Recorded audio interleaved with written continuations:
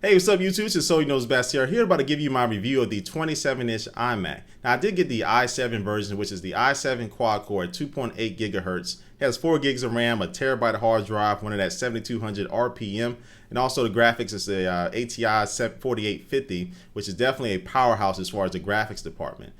So this thing, it ran about, I did use my military discount, so it's about $2,000 in plus tax. So it's about $2,100 after all the taxes were done. But it still is a very nice price for not only the display and also the specs. And speaking of the display on this thing is the focal point. This is the big thing that everybody was talking about when this iMac was first released. It's a big, huge 27-inch display. I forget the resolution, but it's above 1080p, and it looks absolutely gorgeous. It looks stunning. And I have it sitting next to my LED cinema display, and like I said, you probably seen my videos not too long ago. I only had the cinema display for about a month and a half, 2 months.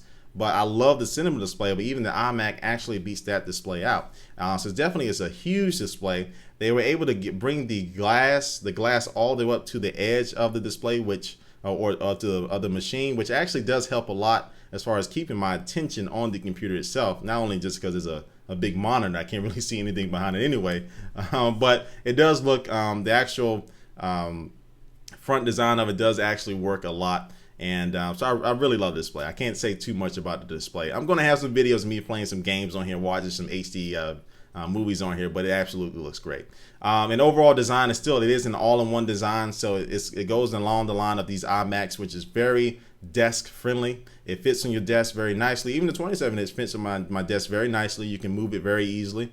And I think a lot of people did have an issue about whether this thing is going to be overheating or not, which is actually not the case. It actually is relatively cool. Now, the top of the iMac up here is actually where the little air vent is.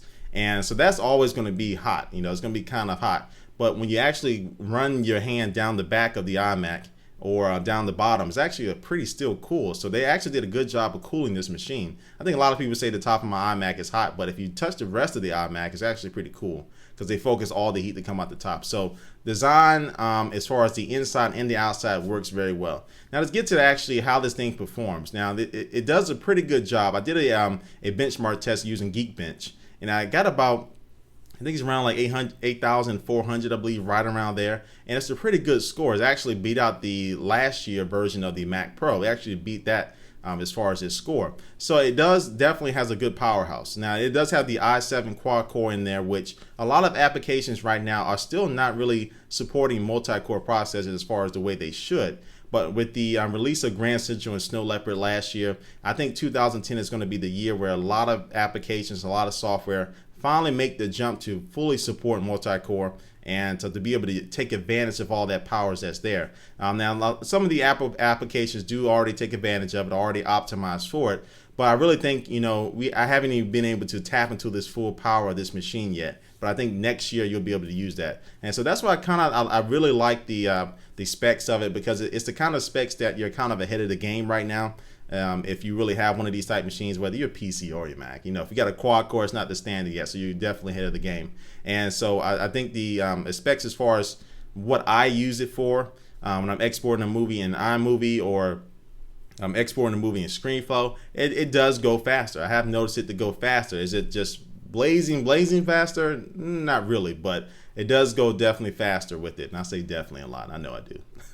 But it really goes a lot faster. And so I'm loving it. You know, for the price point, for the specs, for the design, for the display, you really can't beat this iMac. So I haven't had any cons with it at all. I haven't had any problems with that. I know some people were reporting some problems with Flash, but I haven't had any problems at all with this machine. It's run well straight out the box. I've been using it, leaving it on. It works very good. So, I mean, this iMac, I really do recommend it out there for you. Now, there are a couple different versions of the iMac. The i5 is a good solid version as well. So if you don't want to spend that extra few $100 to get the extra $200 to get the i7, the i5 is going to be a good complement to this machine. And the i7 is about 2 times as faster in some cases as far as the tests were run on it, but the i5 is still a good competitor for it. So I'm really in love with this machine. I don't know what else I can say for it. I'm definitely gonna give it a salute. It's definitely my best Mac that I've ever owned so far. And if it's just for the display by itself, which probably costs $1,200 or $1,300 by itself, you want to get something on the market. the display itself definitely makes it a steal as far as price. So iMac, I'm good with it. I recommend it. Definitely. And that's 3 times, probably like 10 times I said in this video. But I definitely recommend the iMac out there for you. But make sure when you do buy it, when you go in the Apple Store, go into the store, use your education discount, use your military discount, and you'll definitely get a nice deal on it. And definitely watch out for Black Friday sales. It may go on sale just a little bit. All right, so you know what's best here. If you own the 27-inch iMac, make sure you do make a video response to my unboxing videos if you unboxing your iMac, or also make a video response to this video right now, and just showing us what your initial review or thoughts on it so we can see what you think about it. But all right, this has been So You Know What's Best here, and I will catch you later. Peace.